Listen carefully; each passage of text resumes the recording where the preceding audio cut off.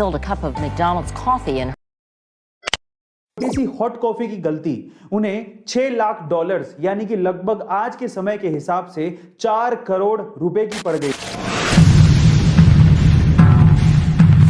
कभी कभार कंपनीज की छोटी सी गलती जिनका उन्हें अंदाजा भी नहीं होता वो उन्हें बहुत ज्यादा महंगी पड़ जाती। ऐसी एक छोटी सी गलती मैकडोनल्ड को 1992 में काफी महंगी पड़ गई थी।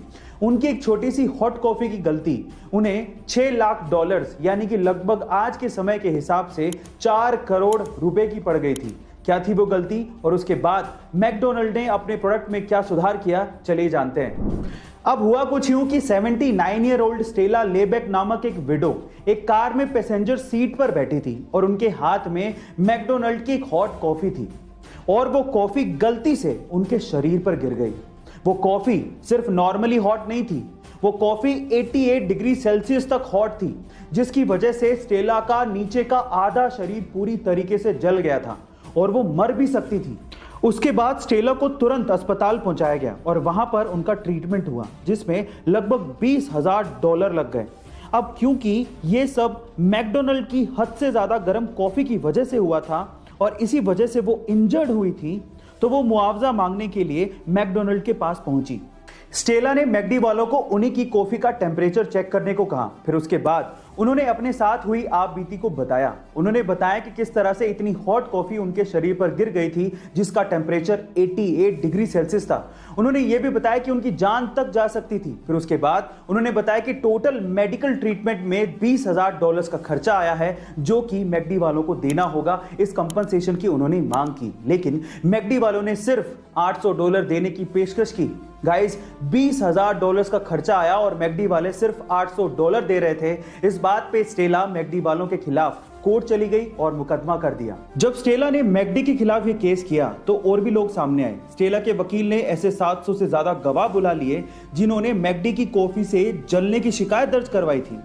कोर्ट ने स्टेला और बाकी सारे गवाहों को सुना। फिर उसके बाद स्टेला के हक में फैसला सुना दिया और उसके बाद मैकडी को $6 लाख का मुआवजा स्टेला को देने को कहा, जो आज के हिसाब से लगभग 4.5 करोड़ रुपए होते हैं। फाइनली स्टेला को उसका कंपनसेशन मिल गया। उसके मेडिकल ट्रीटमेंट में टोटल $20,000 खर्च हुए थे, लेकिन अदालत के इंटरफेरेंस के बाद मैकडोनल्ड को टोटल $6 लाख का मुआवजा देना पड़ा।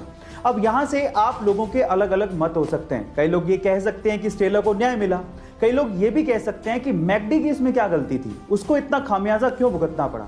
देखिए, आपका जो भी मत हो, लेकिन यहां पर अदालत ने ऐसा फैसला क्यों सुनाया उस फैक्ट को जरा जान लेते हैं। देखिए, कोर्ट के इस फैसले के बाद ऐसा नहीं है कि हॉट कॉफी हॉट नहीं बिकेगी या फिर इस टेम्परेचर पर नहीं बेची जाएगी।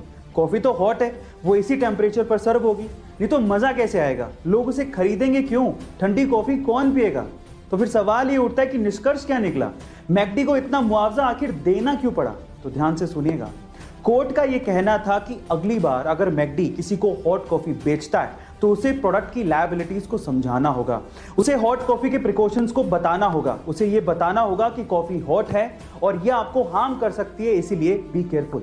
और इस कोर्ट के फैसले के बाद मैकडी अपने हॉट कॉफी के कप के नीचे प्रिकॉशंस लिखता है और ये बताता है कि कॉफी बहुत ज्यादा हॉट है, सो बी केयरफुल। गाइस, अगली बार जब आप मैकडी के या फिर किसी और कंपनी के हॉट कॉफी को खरीदें तो आप कप के नीचे जरूर देखिएगा, वहां पर प्रिकॉशंस जरूर लिखे होते हैं। अब तो आपको समझ में आ गया होगा कि कोर्ट ने ऐसा फैसला क्यों सुनाया।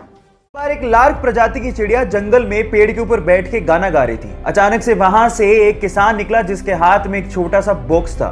तो चिड़िया ने उसे रोक के पूछा कि तुम्हारे हाथ में क्या है और तुम कहां जा रहे हो। तो किसान ने जवाब दिया कि इस छोटे से बॉक्स में छोटे छोटे से प्यारे से कीड़े हैं जिसे बेचकर मैं पंख खरीदने जा रहा हूं। तो चिड़िया ने जवाब दिया कि पंख तो मेरे पास भी हैं, क्यों ना हम एक काम करें, तुम मुझे कीड़े दो, बदले मैं तुम्हें पंख दूंगी जिससे मुझे कीड़े ढूंढने नहीं जाना पड़ेगा। तो उसने शॉर्टकट दिमाग में लगा लिया। किसान ने कहा ठीक है, मुझे कोई प्रॉब्लम नहीं है। तो किसान ने उसे कीड़ा दिया, बदले में उसने एक पंख दिया और यह सिलसिला कंटिन्यूअसली चलता रहा। और एक दिन ऐसा आया कि उस चिड़िया के पास एक भी पंख नहीं बचा। फाइनली किसान ने उसे कीड़े देने से मना कर दिया और वो खुद भी शरीर पे एक पंख भी ना होने की वजह से कीड़े ढूंढने लायक भी नहीं बची और फाइनली मर गई। Now the moral of the story is guys, कभी कभार शॉर्टकट आपकी जिंदगी को शॉर्ट बना देते हैं, so be careful about that. Guys, अगर आप स्पेस में इंटरेस्ट रखते हैं तो आप लोगों ने एस्ट्रोनॉट शब्द तो जरूर सुना होगा। जो लोग भी स्पेस में ट्रैवल करने जाते हैं जनरली हम उन्हें एस्ट्रोनॉट्स कहते हैं। पर मेरा सवाल यह है कि आखिर ये शब्द कहां से आया और इसे बनाया कैसे गया। जी हां, इस शब्द को बनाया गया है। डोंट वरी, मैं आपको बताता हूं कि कैसे बना है। एक्चुअली एस्ट्रोनॉट शब्द दो ग्रीक शब्दों से मिलकर बना है। एक है एस्ट्रो, दूसरा है नॉट। एस्ट्रो का मतलब ग्रीक में होता है स्टार और नोट का मतलब ग्रीक में होता है सेलर। मतलब एस्ट्रोनॉट मींस स्टार सेलर। है ना ये इंटरेस्टिंग फैक्ट। क्या आपको इसके पहले तक एस्ट्रोनॉट का रियल मीनिंग पता था? और अगर नहीं पता था तो हमारे YouTube चैनल को सब्सक्राइब कर लीजिए और अगर आप Instagram पे देख रहे हैं तो मुझे फॉलो कर लीजिए। मिलते हैं अगले वीडियो में।